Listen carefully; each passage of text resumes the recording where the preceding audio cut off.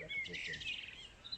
So next time you hear that, and a lot of people do think that that's a nightingale, and the nightingale is ramping it up even more with these weird like buzzes and trills and electronic noises and burbling and all these things thrown in. And here's where it gets tricky now, because you get 6 different birds singing at once and it's kind of tricky now.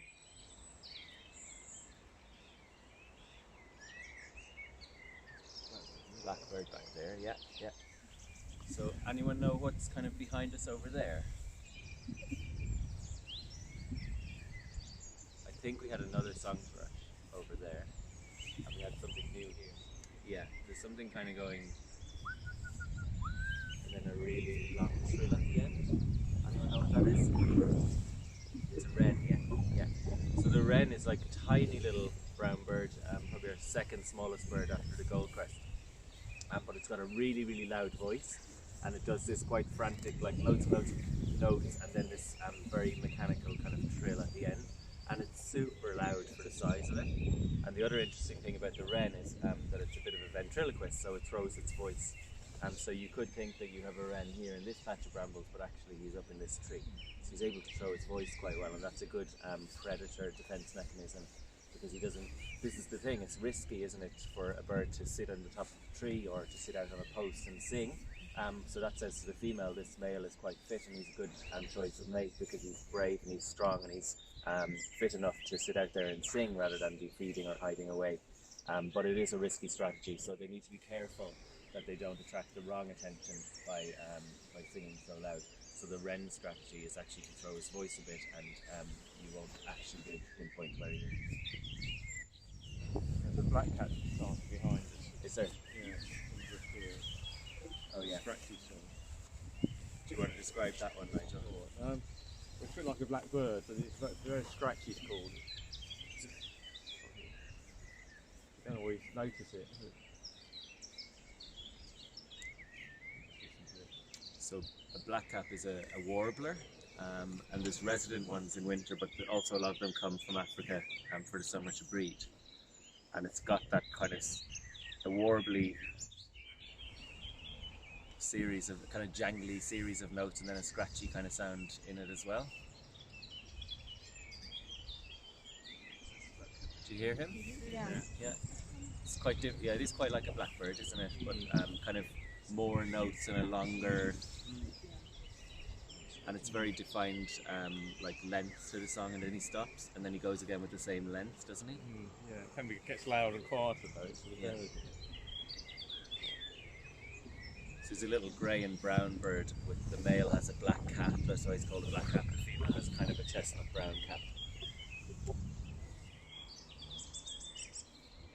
Can everyone pick that out? It's different, yeah. Tell the difference between a wood pigeon and a collared dove. There's loads of different words people put on the song or the call, but the wood pigeon has 5 syllables, so he goes. So it's 5 syllables, and if you want to put it into words, the one I know is "Take 2, John, take 2." Collared dove has 3 syllables, so he goes, "Can you coo, can you coo," or some people say it's like a football chant, "United, United, United." So 3 syllables for the collared dove, 5 for the wood pigeon. So the collared dove says, "United, United," and the wood pigeon says, "Take 2, John, take 2."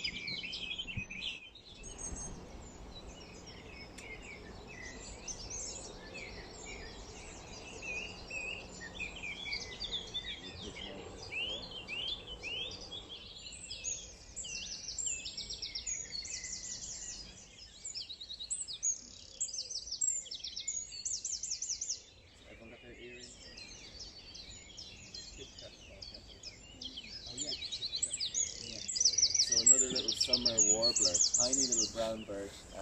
Birders call all these birds LBJs, little brown jobs. Often they're very difficult to tell apart just visually. So there's 2 in particular that come from Africa this time of year. They landed a few weeks ago, and they're really laying claim to territory, the chiffchaff and the willow warbler. And they both look really, really similar. Tiny little brown birds, a little bit of kind of lemon yellow around the face, but really they're a little brown bird. Really difficult to tell what they are high in a tree just by looking at them. Chiffchaff has slightly darker legs, isn't that the way it's Yeah. Yeah.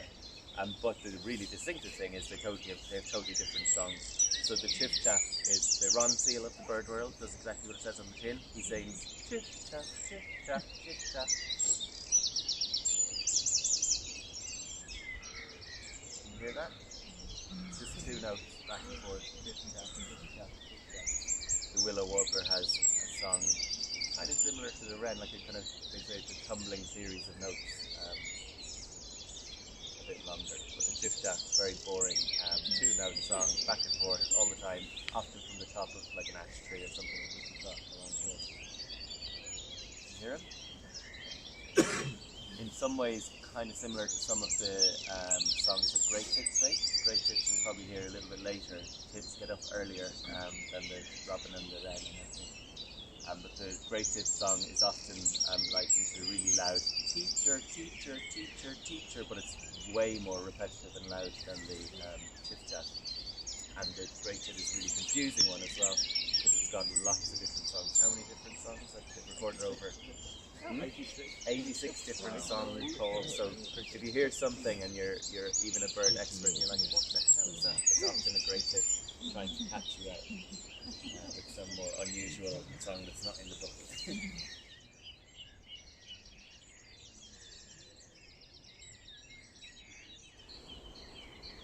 you hear that one further down? That's great.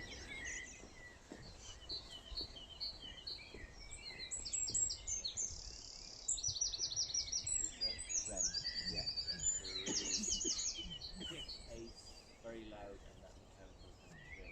Interspersed red and really up the end. So that's the typical teacher, teacher, teacher, teacher of the great tit back there. Yeah. I was taught it as an impatient school child.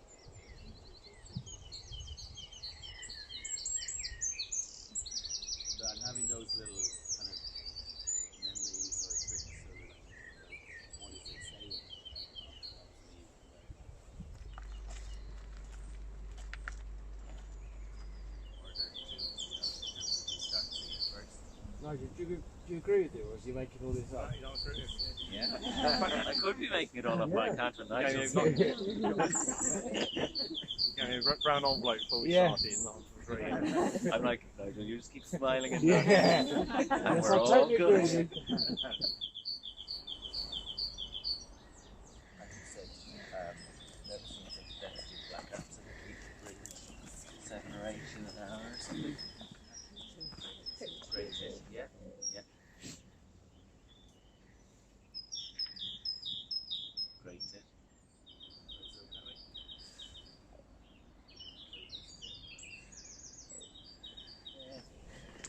Oh, Chris, you finish it now. Oh yeah, I can't do it. And Tell a wren. it's shrill at the end. Mechanical trill at the end, yeah, yeah. Bobby described it as almost like a machine gun at the end.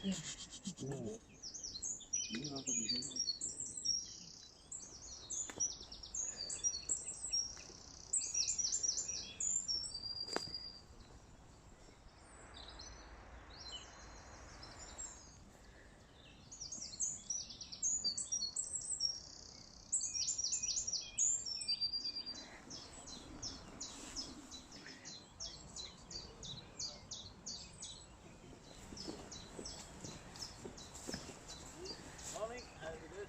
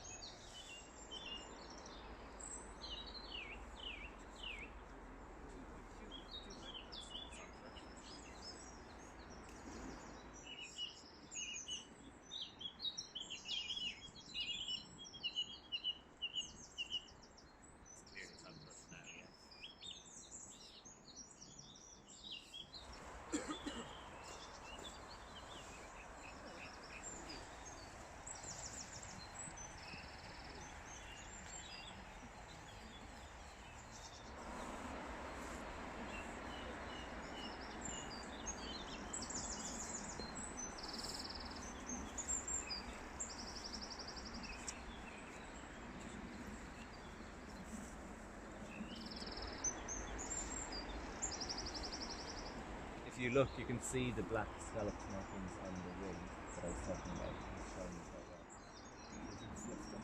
Yeah. But have a better look at him now he's out. Yeah, actually, so that's probably a lot of the birds saying there's a raptor around and just keep him in eye line. And have a look at him now, he's out. Better look. So that tick, tick, tick, tick, tick, that's a wren.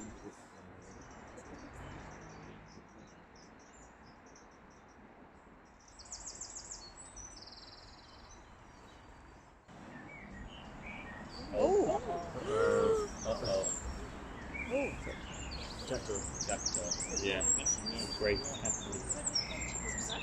There's chicks in there if they're carrying in caterpillars, yeah.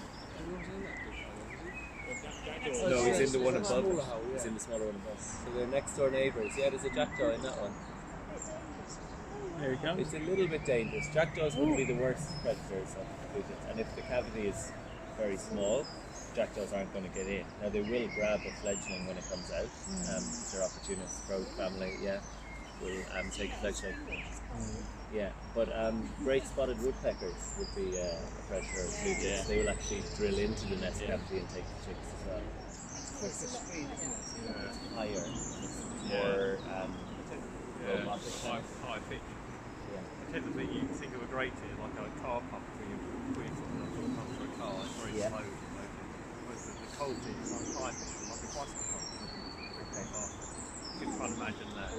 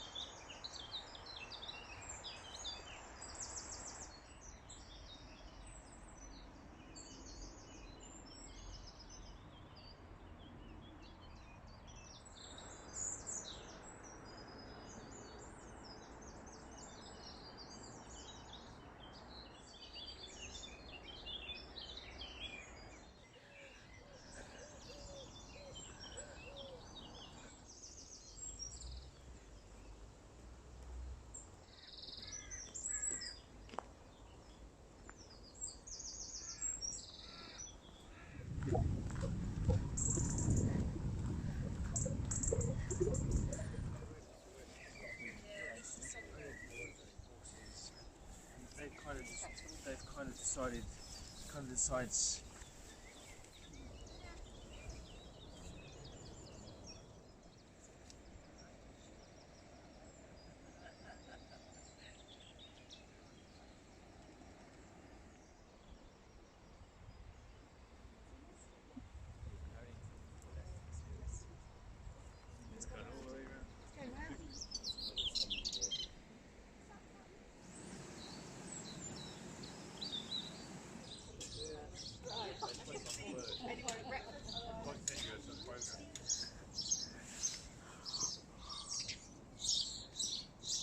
House sparrows in the boxes.